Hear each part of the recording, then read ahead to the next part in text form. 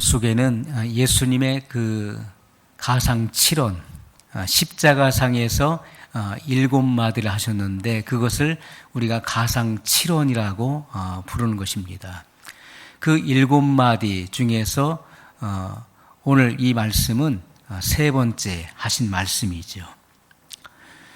예수님께서 십자가에 달리셔서 그 극심한 고통 가운데에서 입에서 생각나는 대로 외치신 그런 말이 아니라 예수님은 이 땅에 오실 때 내 뜻을 이루려 함이 아니요 아버지의 뜻을 이루러 왔다라고 예수님 분명히 말씀했습니다.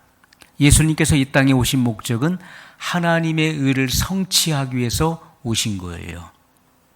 성경은 1.1획도 오류가 없는 것입니다. 정확무한 하나님의 완전한 말씀인 것입니다. 그렇기 때문에 예수님께서 이 십자가상에서 하신 이 모든 말씀들은 하나님의 의를 이루기 위한 그 말씀이었던 것을 우리가 알 수가 있습니다.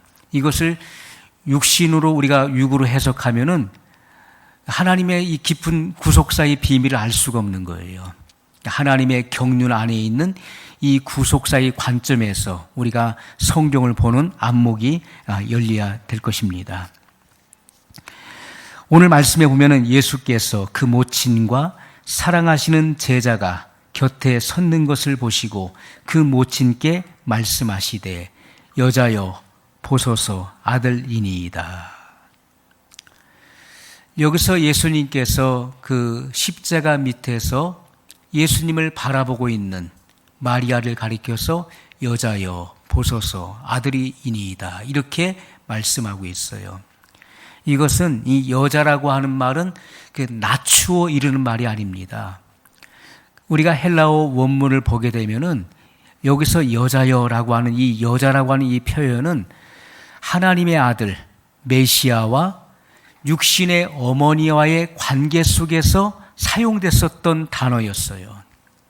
여자여 이렇게 말씀하셨어요. 자, 이 여자라고 하는 표현이 갈릴리 가나 혼인잔치에서도 이 표현이 나오고 있어요. 그 혼인잔치에 포도주가 떨어졌습니다. 마리아가 예수님께 나왔지요.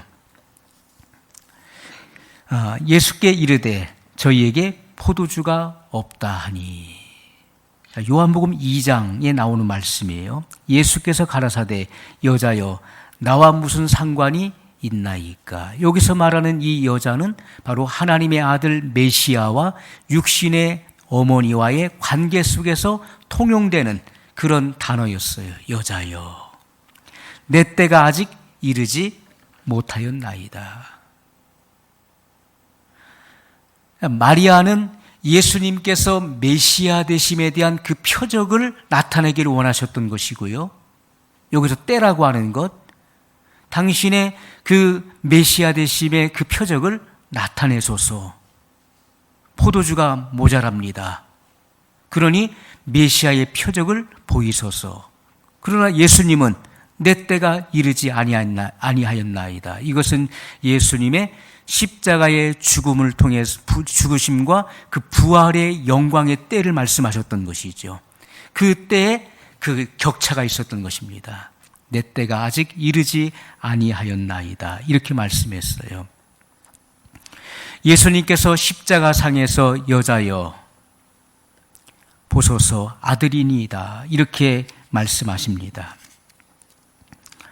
우리가 이 말씀을 읽으면서 단순하게 육신적으로 아들과 어머니와의 관계를 생각하면 안 되는 것이죠.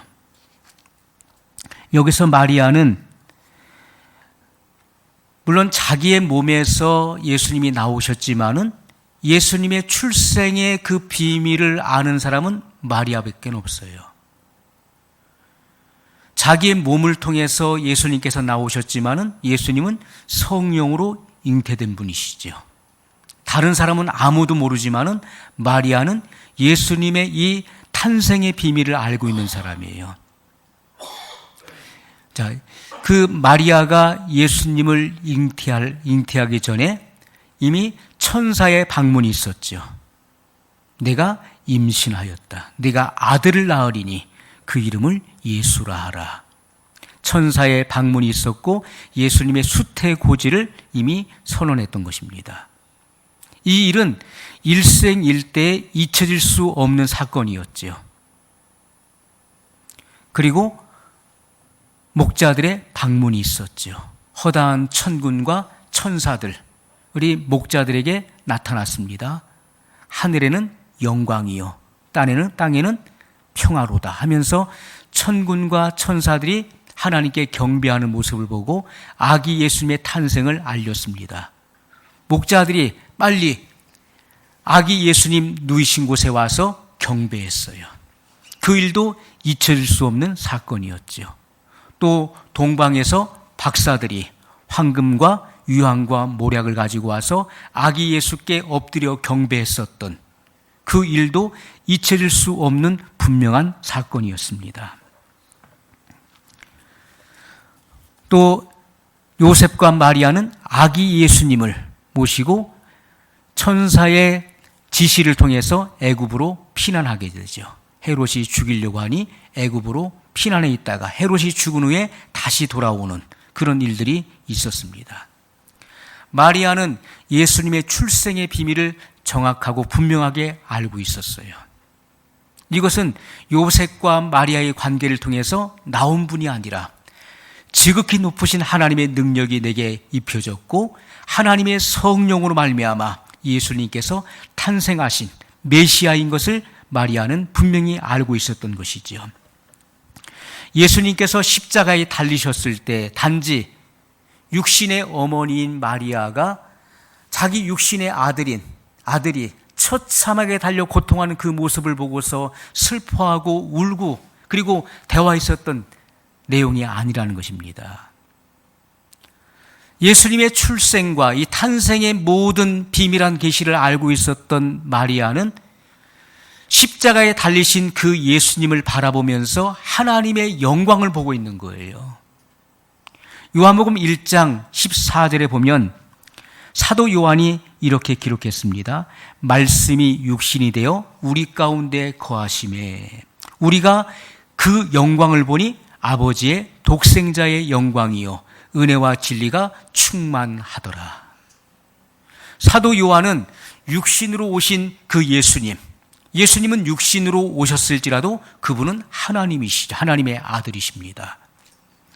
육신으로 오셨을지라도 하나님의 신성의 모든 충만함이 육체로 거하셨던 분이시라고 성경은 증거하고 있어요. 사도 요한은 예수님의 그 모습 속에서 아버지의 그 충만한 영광을 보았습니다. 오늘 마리아도 십자가에 달리신 그 예수님을 보면서 하나님의 영광을 지금 바라보고 있는 거예요. 인류의 모든 죄를 짊어지시고 그 구속을 이루시는 그 예수님을 보면서 하나님의 그 영광을 지금 바라보고 있는 것입니다. 예수님도 마찬가지죠. 보소서, 여자여 보소서, 아들이니이다. 육신의 어머니의 그 안타까운 그 연민의 정에서 지금 대화하고 있는 것이 아닌 것이지요. 예수님께서 여자여 보소서, 아들이니이다. 무슨 말씀입니까? 육신의 어머니를 가리켜 지금 말하고 있는 것이 아닌 것이지요.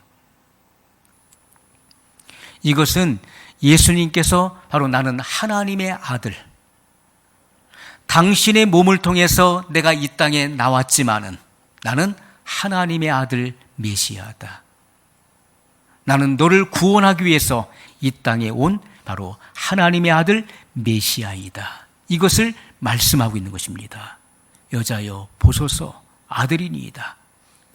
예수님 자신이 바로 하나님의 아들 메시아, 너의 구원자인 것을 말씀을 하고 있는 것입니다. 예수님께서는 마리아의 몸을 통해서 탄생하셨지만은 마리아의 몸을 빌어서 하나님께서 마리아를 도구로 사용하신 것이죠. 예수님을 탄생시키는 밭으로 예비하셨던 것입니다. 그래서 예수님께서 이 땅에 나오시게 됐던 것이지요. 마리아도 역시 죄 아래에 있기 때문에 예수님을 통해서 구원을 받아야 되는 것입니다. 그리고 오순절날 성경은 분명히 사도행전 1장에 기록하고 있어요. 오순절날이 이르렀을 때 거기에 120문도가 모였는데 거기에 누가 있습니까? 예수님의 모친 마리아와 육신의 형제들도 거기 있었다라고 성경은 기록하고 있어요. 120문도 중에 마리아도 거기에 포함되어 있었습니다. 마리아도 역시 성령의 세례를 받음으로써 하나님의 아들의 명문으로 세워지는 것이고 하나님의 자녀가 되는 것이지요. 성경은 이 사실을 분명히 우리에게 증거하고 있다는 것입니다. 우리가 성령의 세례를 받음으로 예수 그리스도의 몸된 교회, 그리고 그리스도의 신부가 되는 것입니다. 마리아도 오순절 날에 성령 세례를 받음으로 그리스도의 신부가 된 것을 성경이 증거하고 있는 것이죠. 우리가 가톨릭에서는 마리아가 예수님을 낳았다 해서 성모 마리아상을 세워놓고 숭배하고 있습니다.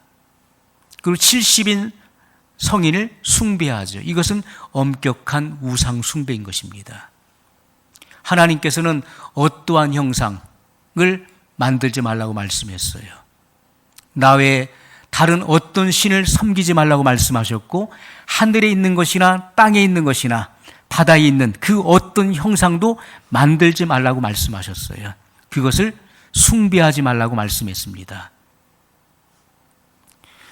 우리가 로마 가톨릭에서 이 마리아 상을 만들어 놓고 거기에 숭배하고 그리고 마리아에게 기도합니다. 왜냐하면 갈릴리 가나 혼인잔치에서 포도주가 떨어졌을 때 마리아가 예수님에게 간청하니까 결국 예수님께서 그것을 들어주셨다는 것이죠. 예수님은 남자이기 때문에 예수님에게 직접 나가서 얘기하는 것은 어렵다. 기도 응답이 어렵다. 그래서 마리아의 성모 마리아에게 부탁하면은 성모 마리아가 예수님께 부탁해서 그 기도가 응답이 된다는 거예요. 그게 마리아 상을 숭배하고 기도하는 것입니다. 성경은 엄격하게 그것을 금하고 있어요. 예수님은 교회의 머리가 되시는 것입니다. 교회의 머리예요. 예수님은 하나님의 독생자이시고 성령의 세례를 받음으로 하나님의 명분을 얻은 우리들은 하나님의 많은 자녀들인 것입니다. 예수님과 우리의 차이는 예수님은 하나님의 독생자예요. 독생자. 우리는 하나님의 많은 자녀들이 양자의 영을 받은 하나님의 많은 자녀들이라는 사실이에요. 우리가 마태복음 1장에 보면은 예수님의 계보가 나오고 있습니다. 아브라함과 다윗의 자손 예수 그리스도의 세계라. 자, 이렇게 말씀하면서 마태복음 1장 2절에 보면은 아브라함이 이삭을 낳고 이삭은 야곱을 낳고 야곱은 유다와 그의 형제를 낳고 하면서 낳고 계속 낳아요. 그러면서 16절에 가서 이렇게 말씀하고 있어요. 마리아에게서 그리스도라 칭하는 예수가 나시니라. 우리가 마태복음 1장을 읽으면서 아니 이 계보가 왜 필요한가? 누가 누구를 낳고 누가 누구를 낳고 낳는 것이 왜 이것이 얼마나 중요하길래 마태복음 1장을 열면서 예수님의 계보를 여기에 기록해 놓았을까? 이것은 바로 예수 그리스도의 세계입니다. 예수 그리스도의 세계는 낳는 세계라는 거예요. 생명을 낳는 거예요. 낳고 계속 낳아서 결국 누가 나와야 되는 것입니까? 부활의 첫 열매로 나오셔야 될 예수 그리스도가 나오셔야 되는 거예요. 그분을 낳을 때까지는 끝이 없이 낳아야 되는 것입니다. 생명을 낳으시는 예수 그리스도가 탄생될 때까지 계속해서 낳고 낳는 세계가 바로 하나님의 세계예요. 결국 예수 그리스도가 이 땅에 나오셔야 되는 것입니다. 그분을 통해서, 그분이 부활의 첫 열매로 나오셔야 되는 것이죠.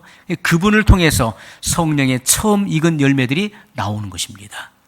성경은 그래서 예수 그리스도의 이 계보를 분명하게 우리에게 설명해 놓고 있는 것이죠. 마리아도 예수님께서 이 땅에 오셨을 때 마리아도 역시 율법 아래 있었던 여자였지요. 그러나 부활의 첫 열매로 나오시는 예수 그리스도를 낳는 거룩한 밭으로 하나님께서 그를 예배해 놓으셨던 것입니다. 마리아가 없으면 안 되는 것이죠. 부활의 첫 열매가 되는 하나님의 아들을 낳는 밭이 필요했던 것입니다. 그래서 그를 하나님께서 고르셔서 하나님이 창세전에 그를 예배해 놓으셨던 것입니다. 오늘 본문의 27절에 보면 또 그 제자에게 이르시되 보라 내 어머니라 하신대 그때부터 그 제자가 자기 집에 모시니라. 이 제자가 누굽니까? 사도 요한이죠. 요한복음 21장 21절에 보면 이에 베드로가 그를 보고 예수께 여짜오되 주여 이 사람은 어떻게 되겠삼나이까. 사도 베드로가 사도 요한을 바라보면서 예수님께 여쭙는 거예요. 주여 이 사람은 어떻게 되겠삼나이까. 22절에 예수께서 가라사대 내가 올 때까지 그를 머물게 하고자 할지라도 내게 무슨 상관이냐. 너는 나를 따르라 하시더라. 자, 사도 요한은 예수님의 이 말씀 속에서요, 내가 올 때까지 그를 머물게 할지라도 내게 무슨 상관이냐. 자, 사도 요한에 대한 주님의 예언의 말씀이에요. 사도 요한은 마지막 시대 재림, 예수님의 그 재림의 계시를 드러내는 마지막 시대의 사명자라는 것을 분명히 예언하고 있는 것입니다. 사도 요한은 마지막 시대에 나의 재림을 계시하는 마지막 시대의 사명자가 될 것이다. 또 이 말씀 속에는 또 하나의 다른 비밀이 숨겨져 있지요.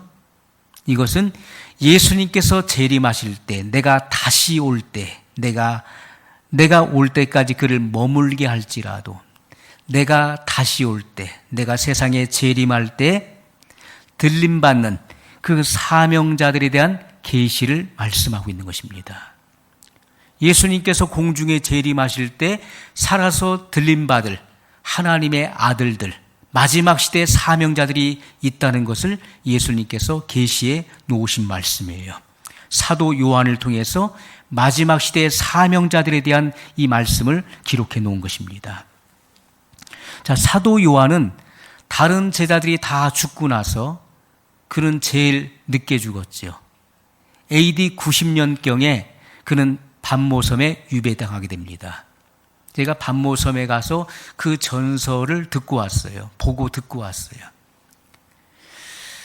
그 반모섬에 그가 유배당하기 전에 그가 복음을 전하다 잡히게 돼요.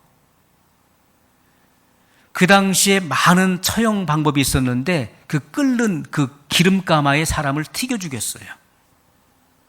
사도 요한도 그 끓는 기름가마 속에 던져졌다고 그러죠. 그 전설이 그 반모섬에 기록되어 있어요. 가면은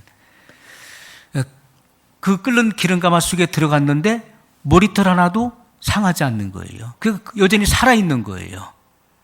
그래서 그 끓는 기름가마에서 건져냈어요. 아, 이 사람은 신의 아들이다. 이 사람을 죽이면 큰 해가 우리에게 임할 것이다. 결국 그를 반모라는 섬에 유배를 시킵니다. 거기에는 많은 죄인들이 거기서 채석을 하면서 노동을 하는 현장이에요. 그곳에 같이 이 사도 요한을 유배시키게 되는데 거기 백부장이 그에게 자유를 주는 거예요. 그에게는 노동을 시키지 않고 자유를 줘요. 그가 그 혼자 거처하면서 그 동굴에서 기도하고 하면서 성경에 보면 주의 날에 주의 날에 뒤에서 나팔 소리 같은 큰 음성을 듣게 됩니다. 주의 날은 바로 주일을 의미하는 거예요. 예수님께서는 안식 후 첫날 이른 아침에 부활하셨어요. 그것은 주일을 의미하는 것입니다. 보혜사 성령께서 오순절 날에 강림하셨는데 그때도 주일이었습니다. 우리가 그 구약 시대의 그 안식일은 토요일이었죠. 이것은 천지창조 기념일이었습니다. 천지창조가 그 금요일까지 맞춰지는 것이고 토요일에 안식했다 해서 토요일을 안식일로 지켰던 것이죠. 그러나 우리가 새 언약의 시대에는 주일에 예배를 드리는 거예요. 왜냐하면 예수님께서 안식 후 첫날 부활하셨고 성령이 강림하신 것, 율법의 시대를 폐하시고 새 언약의 시대가 열린 것도 주일이기 때문에 초대교회 당시 처음에는 안식일에도 모였고 주일에도 모였어요. 그러다가 점점 이제 안식일은 없어지고 주일날 예배를 드리게 됐던 것이죠. 지금 우리가 드려지는 이 주일의 예배는 바로 부활을 기념하는 것입니다. 부활. 예수님의 부활 그리고 성령의 강림을 우리가 기억하고 드려지는 그런 예배가 되는 것입니다. 우리가 드려지는 예배는 축제가 되어야 되는 거예요. 예수님께서 십자가에 죽으신 그 고난을 생각하는 것이 아니라 부활을 우리가 생각해야 되는 것입니다. 부활의 영광. 그 부활의 영광을 우리가 찬양하고 하나님께 영광을 돌리는 것입니다. 이 밤모섬에 유배되어서 그가 굴에서 하나님 앞에 엎드려서 기도하는 거예요. 그 굴에 그 현장에 들어가 봤는데 거기에 이렇게 솟아나온 이건 하나의 그 전설이고 그리고 기록에 남아있는 문헌에 이제 기록되어 있는 그 내용들이죠. 거기에 실제로 들어가면은 이렇게 솟아난 바위가 있어요. 그 바위에 이렇게 몸을 굽혀서 사도 요한이 기도를 하고 있는 것입니다. 하는데 뒤에서 나팔소리 같은 큰 음성이 들려와요. 그때 그 음성을 듣기 위해서 몸을 돌이켰는데 예수님이 거기 서 계신 것이죠. 그의 눈은 불꽃 같았어요. 그의 머리는 희었습니다. 우리가 희다는 것은 뭘 의미합니까? 나이가 많다는 것이죠. 그분은 창세전부터 계셨던 분이에요. 그분의 연조가 깊다는 것을 말씀하고 있는 거예요. 그의 머리는 희었어요. 그의 눈은 불꽃 같고 그의 얼굴은 해와 같이 빛이 났습니다. 변화산상에서 세 제자는 그 광경을 본 적이 있었어요. 예수님은 흰 드레스를 입으셨어요. 발에 그 땅에 끌리는 흰 옷을 입으셨고 그의 그의 가슴에는 금띠를 띠고 계셨어요. 그의 발은 빛난 주석과 같았고 그의 오른손에는 7별이 들려져 있었어요. 해가 힘있게 비치는 것 같이 비칠 때 사도 요한은 온몸에 힘을 잃고 거기서 꼬꾸라집니다. 예수님께서 그 오른손을 사도 요한에게 댑니다. 그 말씀이 계시록 2장에 말씀하고 있는 거예요. 그러면서 소아시아 7교회 사자에게 편지하라고 예수님 말씀하고 있어요. 내가 본 것, 내가 들은 것을 소아시아 7교회 사자에게 편지하라고 말씀하고 있어요. 그러면서 계시록 4장에 가서는 이리로 올라오라는 성령의 음성을 듣게 됩니다. 그리고 그는 천상에 올라가게 되었고 하늘에 그 예배가 펼쳐진 그 장면을 보게 됩니다. 장차 되어질 그리스도의 그 계시를 다 깨닫고 받고 듣고 그것을 기록하게 되는 것입니다. 사도 요한은 마지막 시대의 사명자로 부름을 받은 자였어요. 주님이 가장 사랑하는 그 제자에게 마지막 시대의 비밀을 알게 하셨던 것입니다. 하나님은요, 사랑하는 자에게 그 비밀을 알게 하시는 거예요. 그래서 하나님의 아들들, 성령이 그 안에 내주하시는 하나님의 아들의 명분을 얻은 하나님의 자녀들에게 이 마지막 시대 하나님의 경륜 안에 있는 이 구속사의 비밀한 계시를 다 알려주시는 것입니다. 사랑하는 자에게는 비밀이 없는 거예요. 그 비밀을 다 알려주시고 공개하시는 것입니다. 사랑하는 그 제자를 통해서 마지막 시대의 이 계시를 알게 하셨어요. 그것을 기록하게 하셨고 오늘 우리가 이 성경을 읽고 듣고 있는 것입니다. 이것은 놀라운 일이에요. 예수님께서 사도 요한에게 내 어머니라, 내 어머니라. 그때부터 사도 요한이 자기 집에 모시니라 이렇게 말씀을 하고 있습니다. 내 어머니라 이것은요 내 육신의 어머니라 이걸 말하는 게 아니에요. 육신의 어머니, 육신의 일을 말하는 것이 아니죠. 마리아를 통해서 부활의 첫 열매가 되는 예수님께서 이 땅에 나오셨잖아요. 탄생하셨잖아요. 또 예수님을 통해서 사도 요한이 하나님의 아들의 명분을 얻는 사도 요한이 나오게 된 것입니다. 그렇기 때문에 마리아는 산자의 어미가 되는 것이죠. 모든 산자의 어미. 모든 산자는 누굽니까? 예수님이시죠. 나는 부활이요 생명이니 나를 믿는 자는 죽어도 살겠고 무릇 살아서 믿는 자는 영원히 죽지 아니하리라. 예수님은 부활의 첫 열매가 되시는 분이에요. 모든 산자, 모든 예수님께서는 산자예요. 모든 죽은 자 가운데서 부활의 첫 열매예요. 그 부활의 첫 열매를 탄생시킨 분이 바로 탄생시킨 자가 마리아라는 것입니다. 그래서 마리아는 모든 산자의 어미가 되는 거예요. 이것은 바로 마리아가 거룩한 밭, 예수님을 탄생시키는 거룩한 밭이 된다는 것을 성경이 말씀을 하고 있는 것이죠. 갈라디아서 4장 4절에 보면 때가 참에 이 하나님의 때가 있는 거예요. 그 하나님은 때가 찬 경륜을 이루시는 것인데 때가 참에 하나님이 그 아들을 보내사 여자에게서 나게 하시고 율법 아래 나게 하신 것은 율법 아래 있는 자들을 속량하시고 우리로 아들의 명분을 얻게 하려 하심이라. 예수님이 누구에게서 나셨습니까? 여자에게서 나셨어요. 우리는 누구에게 낳았습니까? 남자에게서 난 것이죠. 모든 인류는 남자에게서 난 거예요. 아버지가 없으면 우리는 탄생할 수가 없는 거예요. 생명의 씨는 아버지 허리에 있는 거예요. 아버지 허리에서 우리는 다 태어난 거예요. 그러나 예수님은 여자에게서 났다고 말씀하고 있는 거예요. 우리 모든 인류는 아버지로부터 나왔어요. 그러나 예수님은 여자에게서 나오셨는데 여자의 몸을 빌어서 그가 누굽니까? 거룩한 밭으로 예비된 부활의 첫 열매로 나오시는 예수님을 탄생시키기 위한 거룩한 밭으로 예비된 마리아의 몸을 빌어서 성령으로 잉태하게 되셨어요. 성경은 그것을 말씀하고 있는 것입니다. 이 땅의 모든 인류는 남자로부터 나왔기 때문에 죄 아래에 있는 거예요.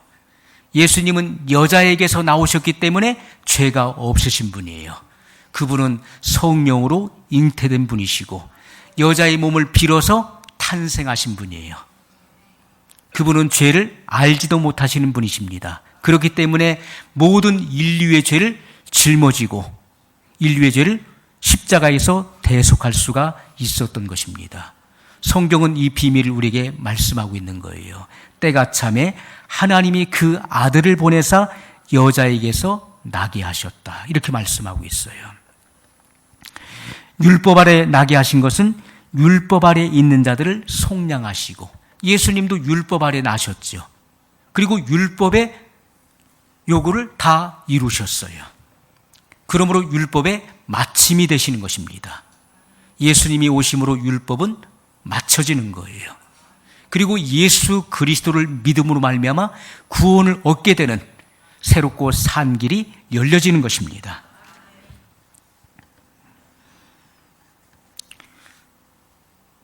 예수님은 바로 부활의 첫 열매, 예수님께서 부활의 첫 열매가 되셨기 때문에 그를 믿는 자, 그리고 성령의 세례를 받는 자들은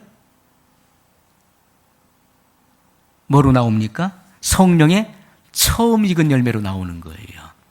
예수님 부활의 첫 열매가 되셨기 때문에 그를 믿음으로 또 성령의 세례를 받음으로 아들의 명분을 얻는 자들은 성령의 처음 익은 열매들로 나오는 것이고, 그들은 마지막 나팔에 홀연히 변화되는 것입니다. 그들은 부활하여서 예수님을 영접하게 되는 것이고, 살아있는 자들은 홀연히 변화되어 구름 속으로 끌어올려 주님을 영접하게 되는 것입니다. 그들이 바로 성령의 처음 익은 열매들이에요. 오늘 주님께서는 이러한 소망을 우리에게 분명히 주셨습니다. 오늘 우리는 이제 슬픔의 예배가 아니라 기쁨의 예배예요. 주님의 부활이 없다면 아무런 의미가 없는 거예요. 아무런 의미가 없어요. 주님이 부활하셨기 때문에 우리도 예수님과 같이 마지막 나팔에 부활의 몸을 얻게 될 것입니다. 주님과 영원토록 통치하게 될 것입니다. 이 일에 우리가 소망을 가지고 믿음으로 우리가 인내하면서 이 마지막 시대에 불러주신 그 하나님의 은혜를 기억하고 마지막 시대를 준비하는 사명자들이 되시기를 예수님의 이름으로 소원합니다. 우리 기도하겠습니다.